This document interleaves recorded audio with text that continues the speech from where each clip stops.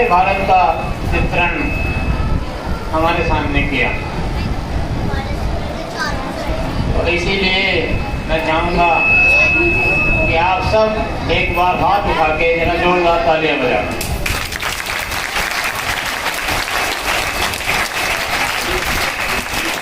धन्यवाद। विद्यालय के प्रबंध निदेशक मैनेजिंग डायरेक्टर श्री राजेंद्र कुमार जी, विद्यालय की प्रबंधक महोदया श्रीमती अंजू जी, विद्यालय की प्रिंसिपल महोदया, सभी अध्यापकगण, आए हुए हमारे अतिथि बंधु और प्रिय छात्र छात्राएं, आज 78वां स्वाधीनता दिवस हम अपने विद्यालय में मना रहे हैं। सबसे पहले तो मैं आज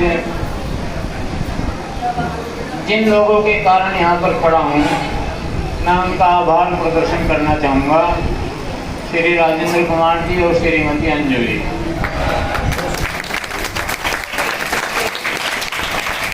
अभी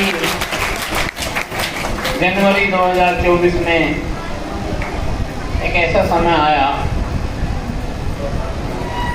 कि उससे उबरना बड़ा मुश्किल था, परंतु इन लोगों ने मेरे परिवार से भी बढ़कर मेरा साथ दिया और आज मुझे यहाँ पर फिर से खड़ा कर दिया। तो मैं इनका एक बार फिर जैसे धन्यवाद करना चाहूँगा। स्वाधीनता दिवस की क्यों मनाया जाता है, कैसे मनाया जाता है, इसके मनाने का उद्देश्य क्या है, ये सभी हमने पढ़ा है, सुना है। आज मैं स्वाधीनता दिवस के विषय में कुछ ना कह के एक अपनी छोटी सी कहानी बताता हूँ। आज से एक आप लोगों ने सुना है या आपके पास भी जो मोबाइल है इसमें सिम होती है जियो की या एयरटेल की। अधिकतर जो सिम है वो जियो या एयरटेल की। तो जियो के जो मालिक हैं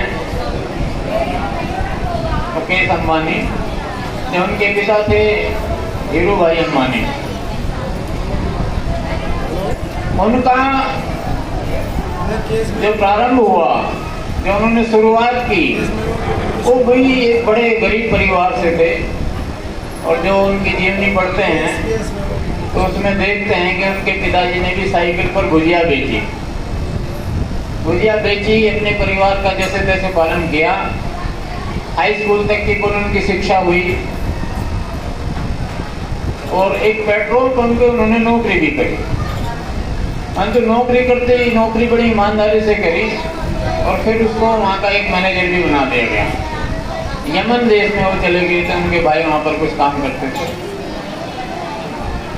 फिर वे भारत आए 1954 में और फिर अपनी रिलायंस इंडस्ट्री के नाम से शुरुआत की, जो आज मेरा ख्याल है कि हर घर में उसकी पहुँच है, रिलायंस इंडस्ट्रीज की। उनके पिताजी भी एक प्राइमरी में सहायक अध्यापक थे। 2 बच्चे थे, जैसे तैसे उनका पालन पोषण किया और संयोग से जो हमारे मैनेजिंग डायरेक्टर हैं श्री राजेंद्र कुमार जी, एक ग्रामीण परिवेश से आते हैं, रूरल में है, बिल्कुल शहर से दूर है। उनके पिताजी भी एक प्राइमरी स्कूल में सहायक अध्यापक थे। 4 बच्चे थे, पीछे भी कोई बैकग्राउंड नहीं थी, कोई खेती बाड़ी का साधन नहीं था।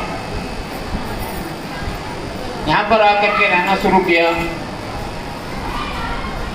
और जब मेरा उनसे परिचय हुआ तो वे एक पब्लिक स्कूल में सर्विस करते थे।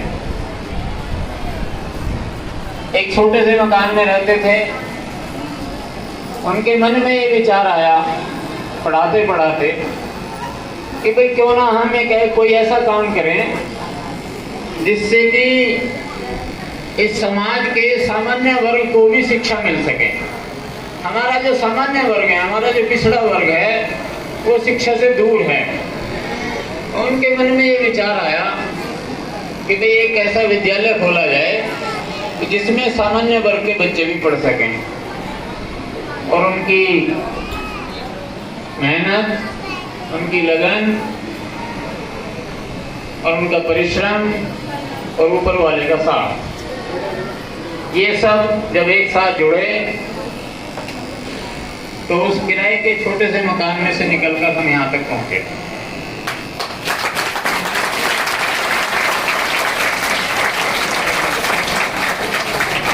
सन 2002, 19 मार्च 2002 में हमने जब विद्यालय का प्रारंभ किया तो वास्तव में हमने 2 कमरे किराए पर लिए। 1000 रुपये महीना उनका किराया होता था। 2 कमरे हमने किराए पर लिए और 2 कमरे किराए पर लेकर के हमने जो प्रारंभ किया था वो दरी से किया। फिर फर्नीचर नहीं था, इतना पैसा भी नहीं था। नौकरी में मैं समझता हूँ 300 या 350 रुपये कुल मिलते थे उसमें, तो उसमें व्यवस्था बनाई नहीं जा सकती थी। विद्यालय आप लोगों का सहयोग रहा, विद्यालय थोड़ा सा चला, 4-5 बच्चों से शुरुआत हुई, गार्जियनों का विश्वास बढ़ा, बढ़ते रहे, काम आगे चलता रहा, लोग हमारे साथ जुड़ते चले गए। लोगों का विश्वास इतना जीता उन्होंने कि वो 2 विद्यालयों का जो कम मकान था वो फिर कम पड़ने लगा। तो वो विद्यालय का मकान जब कम पड़ा तो फिर और व्यवस्था करनी पड़ी, उसके ऊपर कुछ बनाया, टेम्परेरी बनाया।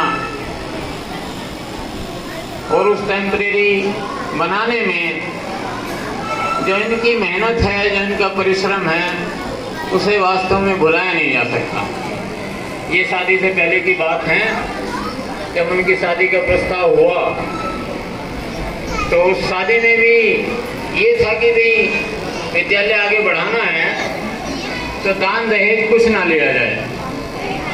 और वास्तव में यहाँ अंजू जी बैठी हैं, उनकी पत्नी, हम इनके घर गए, इनके पिताजी और मैं, और हमने उनसे निवेदन किया कि भाई इस समय आप हमें जो भी कुछ देना चाहते हैं, वैसे तो हमारी डिमांड कुछ है नहीं, परंतु यदि आप कुछ देना ही चाहते हैं तो हमें थोड़ा सा जिस रूप में भी आप देना चाहते थे उसको थोड़ा सा कन्वर्ट कर दीजिए, हमें धन की ज़्यादा आवश्यकता है।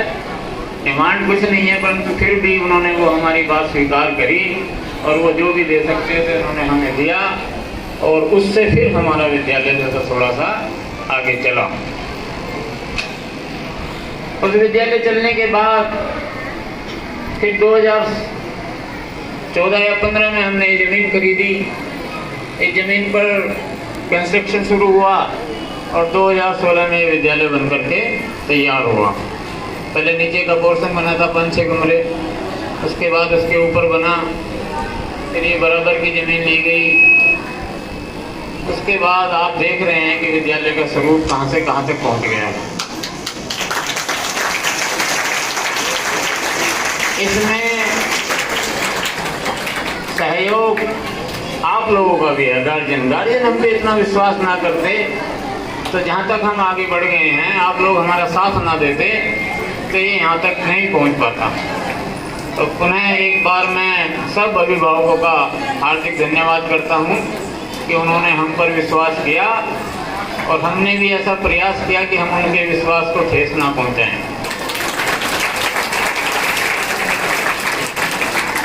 2005 में विद्यालय के नेतृत्व की आवश्यकता थी, तो हमें यहाँ पर पूर्व प्रधानाध्यापिका बैठी हैं श्रीमती गायत्री जी, उनका साथ हमें मिला और 2005 से और 2019 तक वो हमारे साथ रही और विद्यालय को वास्तव में इतनी ऊंचाइयों तक पहुंचाने का काम उन्होंने किया। हम उनके भी आभारी हैं। हमने उन्हें एक आश्वासन भी दिया था उस समय कि आप हमारे साथ रहेंगी जब तक आपका शरीर साथ दे, परंतु कुछ परिस्थितियाँ ऐसी रही पैरों में कुछ उनके दिक्कत आने लगी, इधर उधर ज़्यादा चल नहीं सकती थी, ऊपर चढ़ा नहीं जा सकता था। तो उन्होंने यह समर्थता व्यक्त की कि अपने विद्यालय की जितने मन से चाहती हूँ वो देखभाल कर नहीं पाऊँगी, आप मुझे थोड़ा सा घर पे आराम करने दो। हमें बड़ा दुख हुआ इस बात का, जो हमने कभी सोचा भी नहीं था। अब वर्तमान में श्रीमती कोमल शर्मा विद्यालय की देखरेख कर रही हैं। इनके मार्गदर्शन में हमारा विद्यालय वास्तव में दिन रात, दिन दूनी रात चौगुनी उन्नति कर रहा है।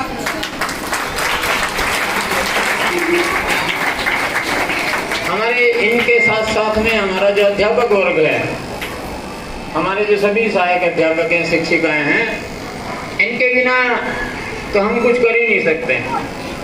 तो इनका भी मैं हार्दिक धन्यवाद करना चाहूँगा, जो हमारे विद्यालय की रीढ़ हैं। वास्तव में इनकी मेहनत के बिना हम कितनी भी मेहनत करने, अगर ये लोग मेहनत नहीं करेंगे बच्चों के साथ में, तो रिजल्ट नहीं आता है। तो सारा श्रेय तो इन्हीं को जाता है।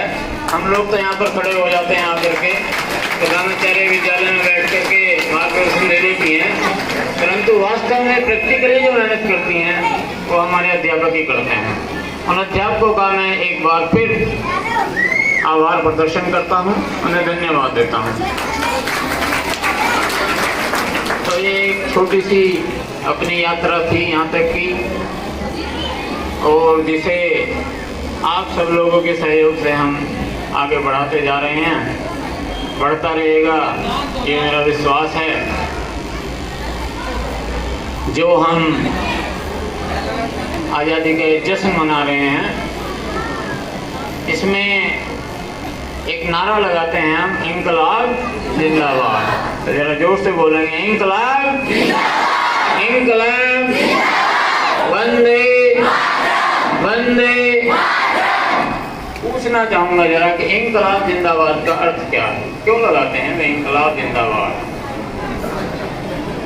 है किसी को जानकारी तो जरा बताएं। सुनते आ रहे हैं, मैं भी पढ़ता आ रहा हूँ, मैं भी बचपन से सुनता आ रहा हूँ कि इंकलाब जिंदाबाद, वंदे मातरम।